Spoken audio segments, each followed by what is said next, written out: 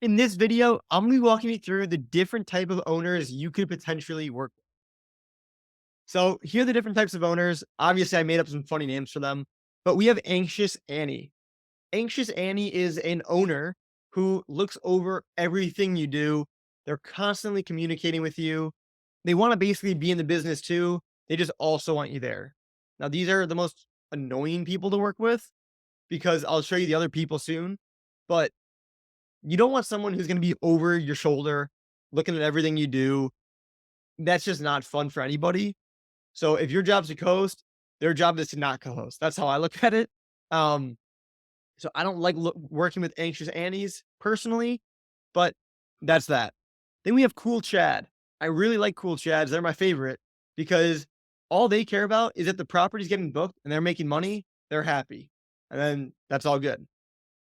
My goal is basically to limit communication with the owners because as long as the property's performing, there's not much to talk about.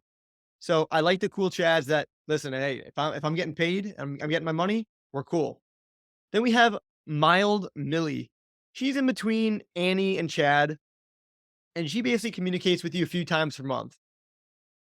We're going to be talking about this in later sections, but sometimes the owners, depending how you set it up, will be able to view the messages that you send the guests. And sometimes they'll butt in and say, "Hey, why do you say this? Why you give them a discount? Why is the pricing like this?"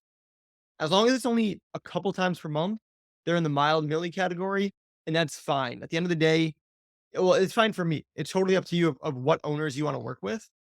But what's important is for your first property, beggars can't really be choosers. Now, I personally wouldn't work with an anxious Annie who's just like going to be a headache for you. Unless if you want to just get your foot in the door right, fast, and that's who you found, it's up to you. But don't be too picky for your first property. For me personally, I wouldn't work with any more.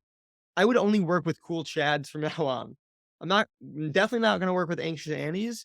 And depending on their personality type, I probably wouldn't work with a mild Millie. So you got to choose. Like they hire you, but you're also vetting them. You want to make sure that they're going to be good to work with, and that's that. So once you're more established, like I mentioned, you're going to be able to pick and be more picky with who you actually work with, which is the beautiful thing. But when you're first getting started, don't be overly picky because your goal is to get your foot in the door. So a couple more examples of what an owner could do to be on one of those levels. So for example, I'll only work with owners that are 100% hands off right now. But if it's my first property and someone wanted to kind of be a co-host with me, that's cool. It's just about the experience for that first one.